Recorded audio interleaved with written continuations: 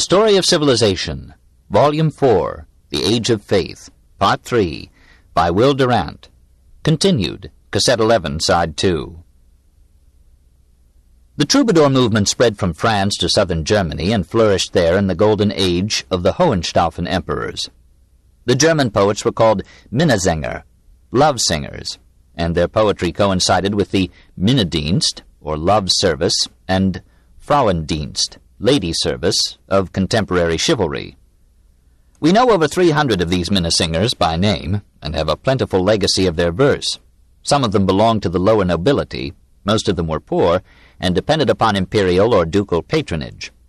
Though they followed a strict law of rhythm and rhyme, many of them were illiterate, and dictated the words and music of their leader.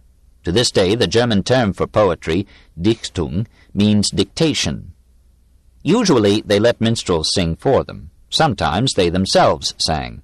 We hear of a great Sängerkrieg, or song contest, held at the Castle Wartburg in 1207. There, we are told, both Tannhäuser and Wolfram von Eschenbach took part. For a century, the minnesingers helped to raise the status of woman in Germany, and the ladies of the aristocracy became the life and inspiration of a culture more refined than anything that Germany would know again till Schiller and Goethe. Wolfram and Walther von der Vogelweide are classed as minnesingers because they wrote songs of love. But Wolfram and his Parzival may be better viewed under the heading of romance. Walther, of the Bird Meadow, was born somewhere in the Tyrol before 1170. Knight, but poor, he made matters worse by taking to poetry. We find him at 20 singing for his bread in the homes of the Viennese aristocracy. In those youthful years he wrote of love with the sensuous freedom frowned upon by his rivals. His Unter den Linden is treasured to this day in Germany. Under the linen, on the heather, for us two a bed there was. There could you see entwined together broken flowers and bruised grass. From a thicket in the dale, Tandaradai, sweetly sang the nightingale. I sped thither through the glade. My love had reached the spot before. There was I snared, most happy maid, for I am blessed evermore. Many a time he kissed me there. Tandaradai, see my lips how red they are. There he contrived in joyful haste a bower of blossoms for us both. That must be still a fading jest for those who take the selfsame path and see the spot where on that day, Tandaradai, my head among the roses lay. How shamed were I if anyone, now heaven forfend, had there been nigh.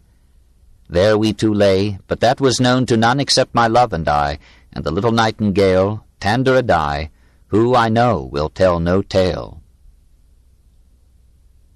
As he grew older, his perception matured, and he began to see in woman charms and graces fairer than any budding flesh, and the rewards of unity in marriage seemed richer than the surface titillations of variety. Happy the man, happy the woman, whose hearts are to each other true. Their lives increase in price and worth, blessed their years and all their days. He deprecated the adulation with which his fellow warblers perfumed the ladies of the court. He proclaimed Vip, Weib, or woman, a higher title than Vrouwe, Frau, or lady. Good women and good men were the real nobility.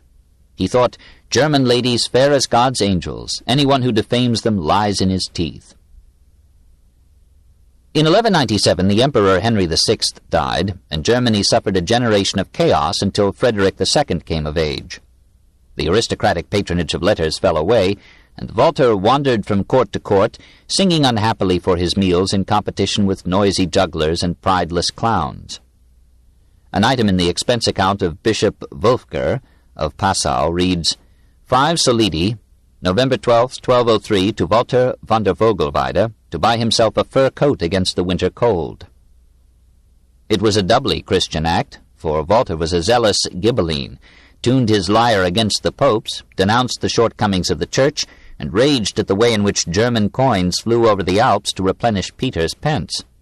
He was, however, a faithful Christian, and composed a mighty Crusaders' hymn. But at times he could stand above the battle and see all men as brothers. Mankind arises from one virgin. We are like both outward and within. Our mouths are sated with the selfsame fare, And when their bones into confusion fall, say ye who knew the living man by sight, which is the villain now, and which the knight, that worms have gnawed their carcasses so bare? Christians, Jews, and heathens, serve they all, and God has all creation in his care. After a quarter-century of wandering and poverty, Walther received from Frederick II an estate and an income in 1221, and could spend in peace his remaining 7 years. He mourned that he was too old and ill to go on crusade. He begged God to forgive him for not being able to love his enemies. In a poetic testament he bequeathed his goods, "To the envious my ill luck, to the liars my sorrows, to false lovers my follies, to the ladies my heart's pain." He was buried in Würzburg Cathedral, and nearby a monument proclaims Germany's affection for the greatest poet of his age. After him, the minnesinger movement lost itself in extravaganzas, and shared in the disasters that shattered Germany after the fall of Frederick II. Ulrich von Liechtenstein, circa 1200 to circa 1276, tells in his poetic autobiography, Frauendienst, how he was reared in all the sentiments of lady service. He chose a lady as his goddess, had his hare-lip sewed up to mitigate her repulsion, and fought for her in tournament. When told of her surprise that he still had a finger which she thought he had lost in her honor, he cut off the offending member and sent it to her as tribute. He almost swooned with delight when fortune permitted him to drink the water in which she had washed her hands. He received a letter from her, and carried it for weeks in his pocket before he found someone whom he could trust to read it for him secretly, for Ulrich could not read. On promise of her favor, he waited 2 days in beggar's clothing among the lepers at her gate. She admitted him, and finding him importunate, she had him lowered in a bedsheet from her window. All this time he had a wife and children. The minnesinger movement ended with some dignity in Henrik von Meissen, whose songs in honor of women earned him the title Frauenlob, women's praise. When he died at Mainz in 1317, the ladies of the city carried his bier with tuneful laments to bury him in the cathedral, and poured upon his coffin such abundance of wine that it flowed the full length of the church. After him the art of song fell from the hands of the knights and was taken up by the middle class. The romantic mood of the lady worshippers passed, and was succeeded in the 14th century by the robust joy and art of the Meistersinger, announcing to Parnassus the ascent of the bourgeoisie. 7. The Romances. But in romance the middle class had already captured the field. As aristocratic troubadours and trovatori wrote delicate lyrics for the ladies of southern France and Italy, so in northern France the poets of humble birth, known to the French as trouvères, or inventors, brightened the evenings of the middle and upper classes with poetic tales of love and war. The typical compositions of the trouvère were the ballade, the lay, the chanson de geste, and the roman. Some lovely examples of the lay have come down to us from one whom both England and France may claim as their first great poetess. Marie de France came from Brittany to live in England in the reign of Henry II, from 1154 to 1189. At his suggestion she turned several Breton legends into verse, and with a delicacy of speech and sentiment not excelled by any troubadour. One of her lyrics craves room here, both for an unusual theme, the living beloved to her dead lover, and for an exquisite translation. Hath any loved you well down there, summer or winter through? Down there have you found any fair laid in the grave with you? Is death's long kiss a richer kiss than mine was wont to be? Or have you gone to some far bliss, and quite forgotten me? What soft enamoring of sleep hath you in some soft way? What charmed death holds you with deep strange lure by night and day? A little space below the grass, out of the sun and shade, but worlds away from me, alas, down there where you are laid. There you shall lie as you have lain, though in the world above, another live your life again, loving again your love. Is it not sweet beneath the palm? Is it not warm day, rife with some long mystic golden calm, better than love and life? The quaint, broad, odorous leaves, like hands weaving the fair day through, weave sleep no burnished bird withstands, while death weaves sleep for you. And many a strange, rich breathing sound ravishes morn and noon, and in that place you must have found death a delicious swoon. Hold me no longer for a word I used to say or sing. Ah, long ago you must have heard so many a sweeter thing. For rich earth must have reached your heart and turned the faith to flowers, and warm wind stolen part by part your soul through faithless hours. And many a soft seed must have won soil of some yielding thought to bring a bloom up to the sun that else had ne'er been brought. And doubtless many a passionate hue hath made that place more fair, making some passionate part of you faithless to me down there. The chanson de geste, or song of deeds, probably arose as a concatenation of ballads or lays. Upon a core of history, usually offered by the chronicles, the poet laid a web of fancied adventures, running in lines of 10 or 12 syllables to such lengths as only northern winter evenings could sustain. The chanson de Roland was a lithe forerunner of this genre. The favorite hero of the French chanson de geste was Charlemagne. Great in history, the trouvères raised him to almost supernatural grandeur in their poetry. They converted his failure in Spain into a glorious conquest, and sent him off in triumphant expeditions to Constantinople and Jerusalem, his legendary white beard waving majesty. As Beowulf and the Nibelungenlied echoed the heroic age of the migrations, so the chanson reflected the feudal era in subject, morals, and mood.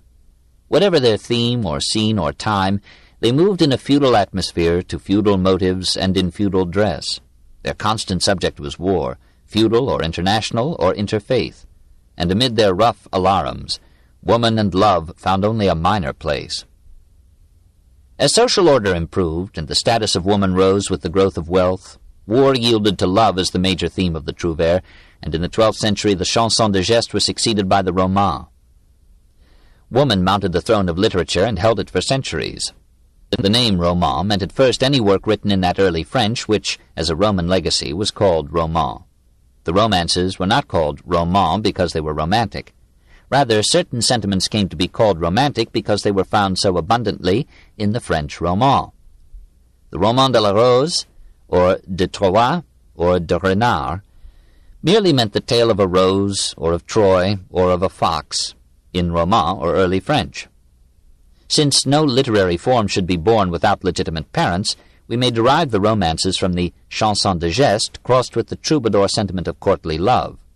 Some of their material may have come from such Greek romances as the Ethiopica of Heliodorus.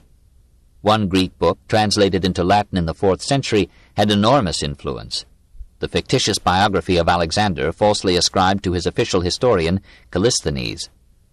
Alexander's stories became the most popular and prolific of all the cycles of medieval romance in Europe and the Greek-speaking East. The finest form of the tale in the West was the Roman d'Alexandre, composed by the trouvère Lambert Latour and Alexander of Bernay about 1200, and running to some 20,000 12-syllabled Alexandrine lines.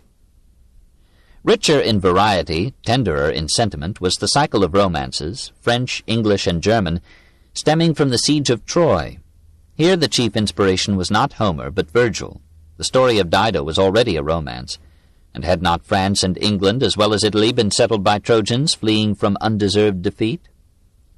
About 1184, a French trouvère, Benoit de Saint-Maur, retold the Roman de Troyes in 30,000 lines. It was translated into a dozen languages and was imitated in a dozen literatures. In Germany, Wolfram von Eschenbach wrote his Bücher von Troje, of Iliadic size. In Italy, Boccaccio took from Benoit the tale of Philostrato. In England, Layamon's Brut, circa 1205, described in 32,000 lines the foundation of London by Brutus, the imaginary great-grandson of Aeneas, and from Benoit came Chaucer's Troilus and Cressida, and Shakespeare's play.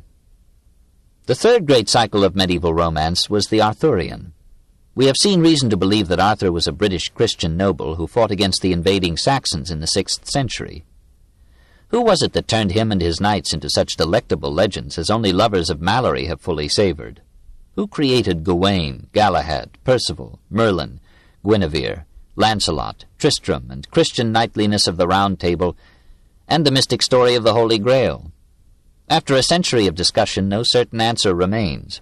Inquiry is fatal to certainty. The oldest references to Arthur are in English chroniclers. Some elements of the legend appear in the Chronicle of Nennius, 976. It was expanded in the Historia Bretonum, 1137, of Geoffrey of Monmouth. Geoffrey's account was put into French verse by Robert Wace, a trouvère of Jersey, in Le Brut d'Angleterre in 1155. Here first we find the Round Table. The oldest fragments of the legend are probably some Welsh tales now gathered in the Mabinogion. The oldest manuscripts of the developed story are French. Arthur's court and the Holy Grail are by common consent located in Wales and southwestern Britain. The earliest full presentation of the legend in prose is in an English manuscript doubtfully ascribed to an Oxford archdeacon, Walther Map, from 1137 to 1196. The oldest verse form of the cycle is in the Roman of Chrétien de Troyes, circa 1140 to 1191. Of Chrétien's life we know almost as little as of Arthur's. Early in his literary career he composed a Tristan, now lost. It reached the eyes of the Countess Marie de Champagne, daughter of Eleanor of Aquitaine, and apparently led her to hope that Chrétien might be the man to phrase courtly love and the highest ideals of chivalry in the form of the roman. Marie invited him to be, so to speak, trouvère laureate at her court in Troyes. Under her patronage, from 1160 to 1172, he composed 4 romances in rhyming couplets of 8-syllabled lines: Erec et Enide, Cligé, Yvain, and Le Chevalier de la Charrette, the Knight of the Wagon, no sublime title for the story of Lancelot, the perfect knight. In 1175, at the court of Philip, Count of Flanders, he began his Conte de Graal, or Perceval le Gallois, wrote 9,000 lines, and left it to be finished to 60,000 lines by another hand. The atmosphere of these stories appears at the outset of Erec. One Easter day King Arthur held court at Cardigan. Never was seen so rich a court, for many a good knight was there, hardy, bold, and brave, and rich ladies and damsels, gentle and fair daughters of kings. But before the court disbanded for the day, the king told his knights that he wished on the morrow to hunt the white stag, in order to observe worthily the ancient custom. When my lord Gawain heard this, he was sore displeased, and said, "Sire, you will derive neither thanks nor goodwill from this hunt. We all know long since what this custom of the white stag is. Whoever can kill the white stag must kiss the fairest maiden of your court. But of this there might come great ill. For there are here 500 damsels of high birth, and there is none of them but has a bold and valiant knight who would be ready to contend, whether right or wrong, that she who is his lady is the fairest and gentlest of them all." "That I know full well," said the king, "yet I will not desist on that account. Tomorrow we shall all go gaily to hunt the white stag." And at the outset, too, the amusing exaggerations of romance. Nature had used all her skill in forming Enid, and Nature had marveled more than 500 times how on this occasion she had succeeded in making so perfect a creature. In the Lancelot story we learn that he who is a perfect lover is always obedient, and quickly and gladly does his mistress's pleasure. Suffering is sweet to him, for love, who guides and leads him on, assuages and relieves his pain. But the Countess Marie had a flexible conception of love. If a knight found a damsel or lorn maid alone, and if he cared for his fair name, he would no more treat her with dishonor than he would cut his own throat. And if he assaulted her, he would be disgraced forever in every court. But if, while she was under his escort, she should be won at arms by another who engaged him in battle, then this other knight might do with her what he pleased, without receiving shame or blame. Chrétien's verses are graceful but feeble, and their dull abundance soon surfeits our modern haste. He has the distinction of having written the first full and extant statement of the chivalric ideal, in his picture of a court where courtesy and honor, bravery and devoted love, seemed of more moment than church or creed. In his final romance, Chrétien proved true to his name and raised the Arthurian cycle to a nobler pitch by adding to it the story of the Holy Grail. Joseph of Arimathea, ran the tale, had caught some of the blood falling from the crucified Christ in the bowl from which Christ had drunk at the Last Supper. Joseph, or his offspring, had brought the bowl and the imperishable blood to Britain, where it was kept in a mysterious castle by an ailing imprisoned king. And only a knight perfectly pure in life and heart could find the Grail and free the king by asking the cause of his illness. In Chrétien's story, the Grail is sought by Percival the Gaul. In the English form of the legend, by Galahad, the spotless son of the tarnished Lancelot. In both versions, the finder carries it off to heaven. In Germany, Wolfram von Eschenbach transformed Percival into Parzival, and gave the tale its most famous medieval form. Wolfram, circa 1165 to circa 1220, was a Bavarian knight who risked his stomach on his verses, found patronage from the landgrave Hartmann of Thuringia, lived in the castle of Wartburg for 20 years, and wrote the outstanding poem of the 13th century. He must have dictated it, for we are assured that he never learned to read. He claimed to have derived his Parzival story not from Chrétien, but from a Provençal poet named Quixote. We know of no such poet, nor of any other treatment of the legend between Chrétien's in 1175 and Wolfram's in 1205. Of the 16 books in Wolfram's poem, 11 seem based on Chrétien's Conte de Graal. The good Christians and fair knights of the Middle Ages felt no compulsion to acknowledge their literary debts, but the matter of the romances was felt to be common property. Any man might forgivably borrow if he could improve, and Wolfram bettered Chrétien's tutelage. Parzival is the son of a knight of Anjou by Queen Herzeleide, or Sorrowful Heart, who is a granddaughter of Titurel, the first guardian of the Grail, and sister to Amfortas, its present ailing king. Shortly before she bears Parzival, she learns that her husband has fallen in knightly combat before Alexandria. Resolved that Parzival shall not die so young, she brings him up in rural solitude, conceals from him his royal lineage, and keeps him ignorant of arms. Then full sore were her people grieved, for they held it an evil thing, and a training that ill beseemed the son of a mighty king. But his mother kept him hidden in the woodland valleys wild, nor thought in her love and sorrow how she wronged the royal child. No knightly weapon she gave him, save such as in childish play he wrought himself from the bushes that grew on his lonely way. A bow and arrows he made him, and with these in thoughtless glee he shot at the birds as they carolled o'erhead in the leafy tree. But when the feathered songster of the woods at his feet lay dead, in wonder and dumb amazement he bowed down his golden head, and in childish wrath and sorrow tore the locks of his sunny hair, for I know full well of all earth's children was never a child so fair. Then he thought him well how the music which his hand had forever stilled had thrilled his soul with its sweetness, and his heart was with sorrow filled. Parzival grows to manhood healthy and ignorant. One day he sees 2 knights on the road, admires their gleaming armor, thinks them gods, and falls on his knees before them. Informed that they are not gods but knights, he resolves to be as splendid as they. He leaves home to seek King Arthur, who makes men knights, and his mother dies of grief at his going. On his way Parzival robs a sleeping duchess of a kiss, her girdle, and her ring, and the taint of this deed leaves him unclean for many years. He meets Ither, the Red Knight, who sends by him a challenge to King Arthur. Presented to the king, Parzival asks permission to assume the challenge. He returns to Ither, slays him with beginner's luck, dons his armor, and rides off to seek adventure. At night he asks hospitality of Gurnemanz. The old baron takes a liking to him, teaches him the tricks of feudal combat, and gives him knightly counsel. Take pity on those in need. Be kind, generous, and humble. The worthy man in need is ashamed to beg. Anticipate his wants. Yet be prudent, neither lavish nor miserly.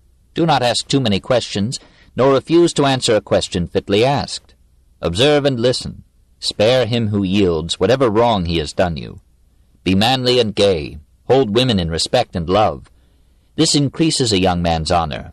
Be constant, that is manhood's part. Short his praise who betrays honest love. Parzival sallies forth again, rescues the besieged Conviramur, marries her, challenges her returning husband to combat, kills him, and leaves his wife in search of his mother. By chance he comes to the castle of the Grail. He is entertained by its guardian knights, sees the Grail, here a precious stone, and, remembering the good Gurnemanz's advice, asks no question about the magic Grail or the ailing king, whom he does not know to be his uncle. The next morning he finds the whole castle empty. He rides out, and the drawbridge rises behind him by unseen hands, as if forbidding his return. He rejoins Arthur's court, but amid his welcome there the seeress Kundry accuses him of ignorance and discourtesy in not having asked the cause of Amfortas' sickness. Parzival swears that he will find the Grail again. But a mood of resentment darkens his life at this point. He feels that the disgrace that Kundry has laid upon him is unmerited. He perceives the abundance of injustice in the world, renounces and denounces God, and for 4 years visits no church, utters no prayer. In those years he suffers 100 misfortunes, ever seeking, never finding the Grail. One day he stumbles upon the retreat of an anchorite, Trevisan, who turns out to be his uncle, learns from him the story of the Grail, and how Amfortas's undying illness was due to leaving the guardianship of the Grail to serve an illicit love. The hermit wins Parzival back to Christian faith, and takes upon him the penalty of Parzival's sins. Humbled and chastened, cured of his ignorance and cleansed by his sufferings, Parzival resumes his quest of the Grail. The hermit reveals to Kundry that Parzival is Amfortas's nephew and heir. She finds him and announces that he has been chosen to succeed Amfortas as king and guardian of the Grail. Guided by her to the hidden castle, he asks Amfortas the cause of his illness, and at once the old king is healed. Parzival finds his wife, Conviramur, who comes with him to be his queen. Lohengrin is their son. As if to provide Wagner with another libretto, Gottfried of Strasbourg produced about 1210 the most successful version of the Tristan story. It is an enthusiastic glorification of adultery and disloyalty, and dishonors the feudal as well as the Christian moral code. Tristan, like Parzival, is born to a young mother, Blanchefleur, soon after she receives news that her prince husband has been killed in battle. She names the infant Tristan, sorrowful, and dies. The boy is reared and knighted by his uncle Mark, king of Cornwall. Grown up, he excels in tournaments and kills the Irish challenger Morold. But in the combat he receives a poisoned wound, which the dying Morold tells him can be cured only by Ireland's queen Iseult. Disguised as Tantris, a harper, Tristan visits Ireland, is cured by the queen, and becomes the tutor of the queen's daughter, also named Iseult. Returning to Cornwall, he tells Mark of the young Iseult's beauty and accomplishments, and Mark sends him back to woo her for him. Iseult is reluctant to leave her home, and discovering that Tristan is the slayer of her uncle Morold, she is inflamed with hatred for him. But the mother persuades her to go and gives her maid Brangina a love potion to administer to Iseult and Mark to arouse their love. The maid gives the potion by mistake to Iseult and Tristan, who soon fall into each other's arms. Dishonor multiplies. They agree to conceal their love. Iseult marries Mark, sleeps with Tristan, and plots to kill Brangina as knowing too much. Mark is here, hardly in Mallory, the only gentleman in the tale. He discovers the deception, tells Iseult and Tristan that they are too dear to him for revenge, and contents himself with exiling his nephew. In his wanderings, Tristan meets a third Iseult and falls in love with her, though he has sworn to be with Mark's queen, one heart, one troth, one body, one life. Here Gottfried leaves the tale unfinished, and all the ideals of chivalry shattered. The rest of the tale belongs to Mallory and a later age. In this astonishing generation, the first of the 13th century, Germany produced another poet who, with Walther, Wolfram, and Gottfried, made a quartet unequaled elsewhere in the literature of contemporary Christendom. Hartmann von Aue began by lamely following Chrétien in the poetic romances Erec and Iwein. But when he turned to the legends of his native Swabia, he produced a minor masterpiece, Der arme Heinrich, circa 1205. Poor Henry, like Job, is a rich man who at the height of his splendor is stricken with leprosy, which can only be cured, for medieval magic must have a say, when some pure maiden freely dies for him. Not expecting such a sacrifice, Henry abandons himself to lamentation and despair. But lo and behold, such a maiden appears, resolved to die that Heinrich may be healed. Her parents, thinking her decision God-inspired, give her incredible consent, and the girl bears her pretty bosom to the knife. But Heinrich suddenly becomes a man, calls a halt, refuses the sacrifice, stops his moaning, and accepts his pain as a divine visitation. Transformed in spirit by this new mood, his bodily ills rapidly disappear, and his rescuer becomes his wife. Hartmann redeemed the absurdity of the story with simple, flowing, unpretentious verse, and Germany treasured the poem until our unbelieving age. A prettier tale was told, sometime in the first half of the 13th century, by an unknown Frenchman, under the title C'est d'Aucassin and Nicolette. Half romance, half laughing at romance, it was fittingly phrased now in poetry, now in prose, with music noted in the poetic text. Aucassin, son of the Count of Beaucaire, falls in love with Nicolette, adoptive daughter of the Viscount of Beaucaire. The Count objects, desiring to marry his son into some feudal family that can bring him aid in war, and he bids his vassal Viscount hide the girl. When Aucassin tries to see her, The Viscount counsels him to leave Nicolette alone, or you will never see paradise. To which Aucassin answers in a literary correlate to the rising skepticism of the time.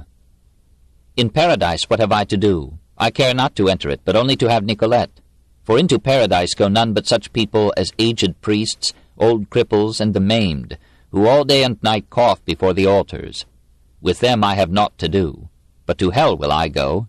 For to hell go the fine scholars, and the fair knights who are slain in the tourney or the great wars, and the stout archer and the loyal man. With them will I go. And there go the fair and courteous ladies, who have friends, 2 or 3 besides their wedded lord.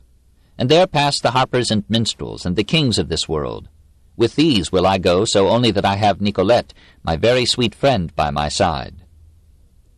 Nicolette's father confines her to her room, and Aucassin's father imprisons him in a cellar, where the lad sings of a strange and charming cure. Nicolette, white lily flower, sweetest lady found in bower, sweet as grape that brimmeth up sweetness in the spiced cup. On a day this chanced to you, out of Limousin there drew, one, a pilgrim, sore and dread, lay in pain upon his bed, tossed and took with fear his breath, very dolent, near to death. Then you entered, pure and white, softly to the sick man's sight, raised the train that swept adown, raised the ermine-bordered gown, raised the smock, and bared to him daintily each lovely limb. Then a wondrous thing befell. Straight he rose up sound and well, left his bed, took cross in hand, sought again his own dear land. Lily flower, so white, so sweet, fair the faring of thy feet, fair thy laughter, fair thy speech, fair our playing each with each, sweet thy kisses, soft thy touch, all must love thee overmuch. Meanwhile, the lily flower makes a rope of her bed-sheets and lets herself down into the garden.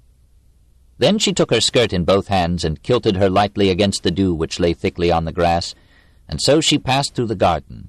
Her hair was golden, with little love-locks, her eyes blue and laughing, her face most dainty to see, with lips more vermeil than ever rose or cherry in summer heat, her teeth white and small, her breasts so firm that they showed beneath her vesture like 2 rounded nuts. So frail was she about the girdle that your 2 hands could have spanned her, and the daisies that she brake with her feet in passing showed altogether black against her instep and her flesh, so white was the fair young maid. She finds her way to a barred window of Aucassin's cell, cuts a tress of her hair, slips it to him, and swears that her love is as great as his. Her father sends searchers for her. She flees into the woods and lives with appreciative shepherds. After some time, Aucassin's father, thinking her safely out of sight, frees him. Aucassin takes to the wood and hunts for her through half-comic vicissitudes. He finds her, sets her before him on his horse, kissing her as they rode. To escape their pursuing parents, they take ship across the Mediterranean. They come to a land where men give birth, and wars are fought by jolly pummeling with fruit. They are captured by less amiable warriors, are separated for 3 years, but at last are made one again. The irate parents kindly die, and Aucassin and Nicolette become the Count and Countess of Beaucaire. There is nothing more exquisite in all the rich literature of France. 8. The satirical reaction.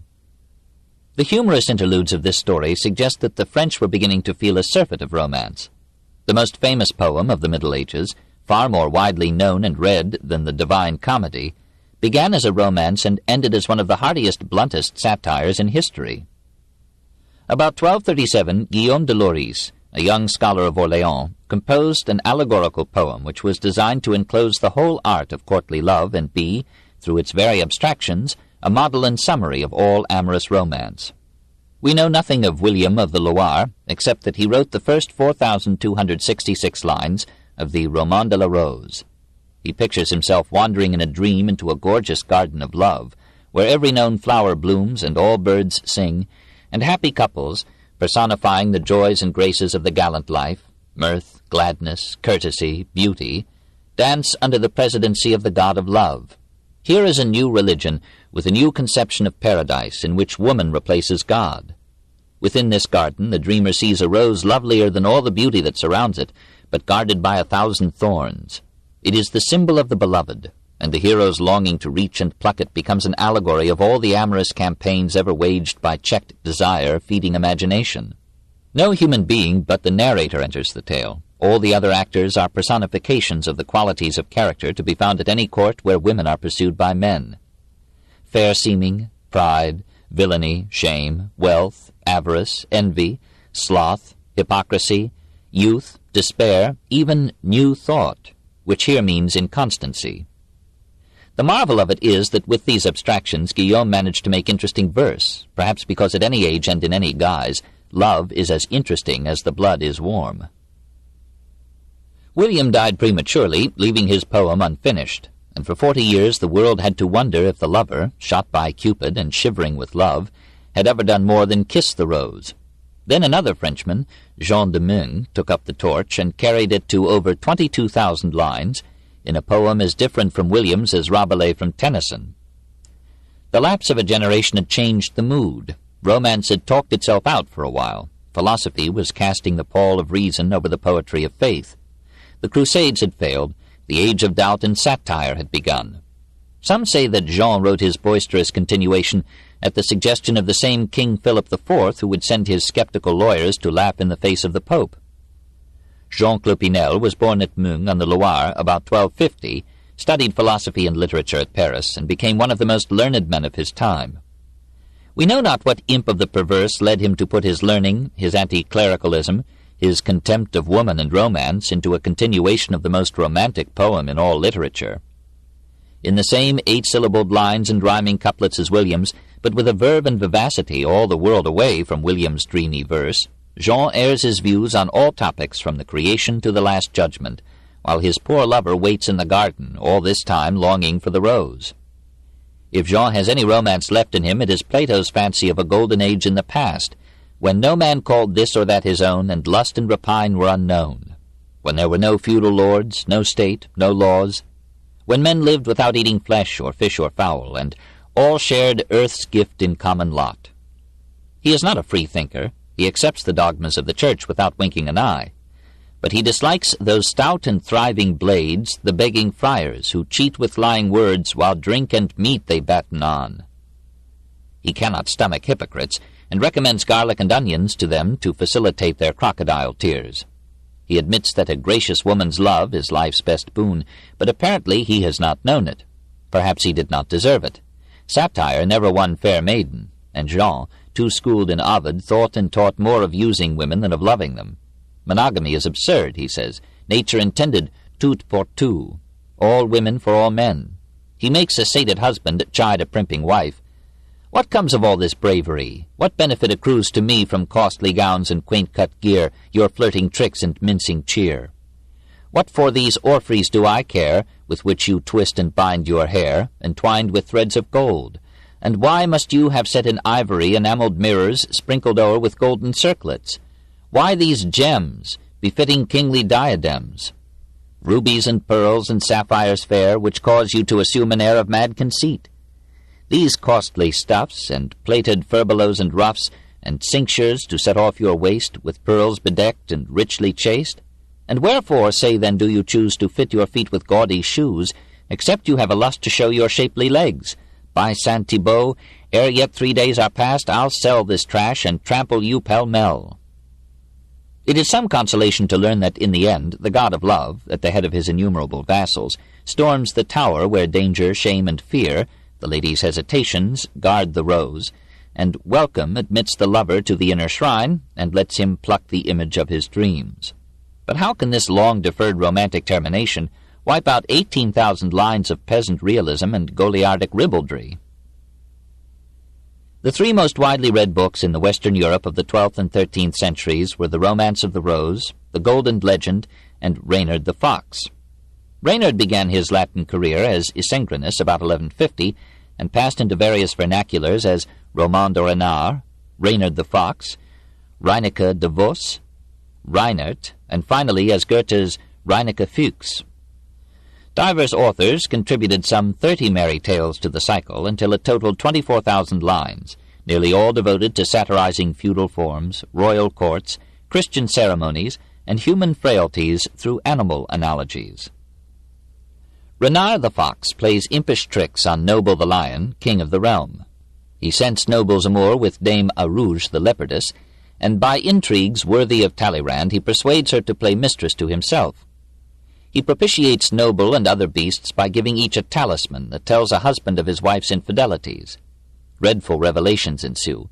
The husbands beat their guilty wives, who flee for refuge to Reynard, who gathers them into a harem. In one tale, the animals engage in a tournament, in solemn nightly regalia and parade. In L'Amour Reynard, the old fox is dying. Bernard the ass, archbishop of the court, comes to administer the sacraments to him with extreme unction and gravity.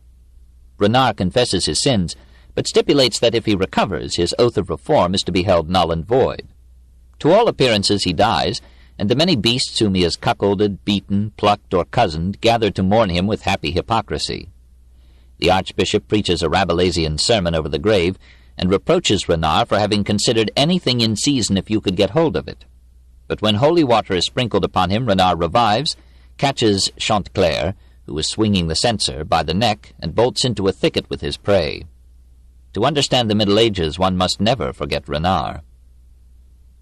The Roman de Reynard was the greatest of the fabliaux.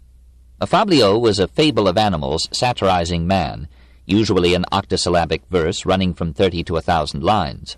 Some were as old as Aesop or older. Some came from India through Islam.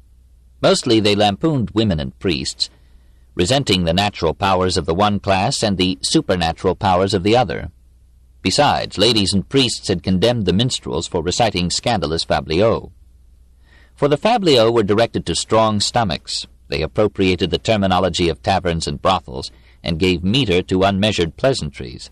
But from their stews, Chaucer, Boccaccio, Ariosto, La Fontaine, and 100 other raconteurs brewed many a startling tale. The rise of satire lowered the status of minstrelsy.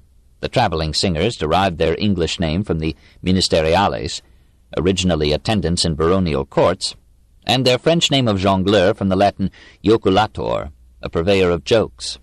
They filled the functions and continued the lineage of Greek rhapsodes, Roman mimes, Scandinavian skalds, Anglo-Saxon gleemen, and Welsh or Irish bards.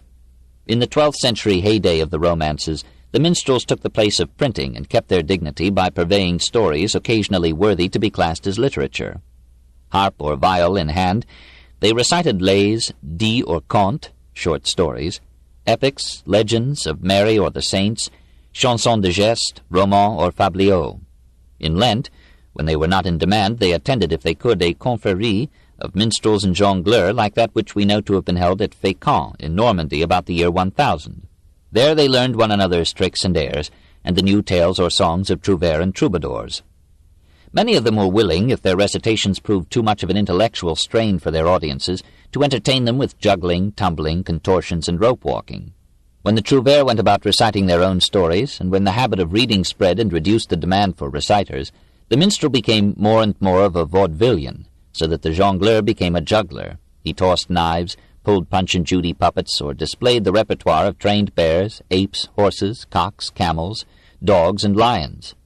Some of the minstrels turned fabliaux into farces and acted them without skimping the obscenities.